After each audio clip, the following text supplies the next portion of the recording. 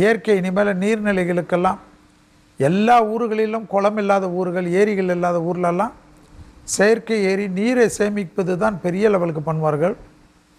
கடல் இருக்கக்கூடிய இடத்துலலாம் கடல் சுத்திகரிப்பு எல்லாம் பண்ணுவார்கள். இந்தியா முழுவதும் பண்ணுவார்கள், உலகம் முழுவதும் பண்ணுவார்கள்.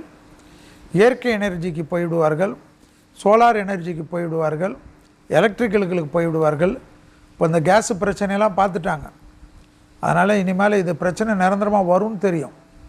எல்லாத்துலேயும் என்ன போர் நின்றுட்டா உங்களுக்கு எல்லாம் கிடைக்காது. இனி எல்லாமே ரெக்டிஃபை ஆகிறதுக்கு நிறைய நாட்கள் ஆகும்.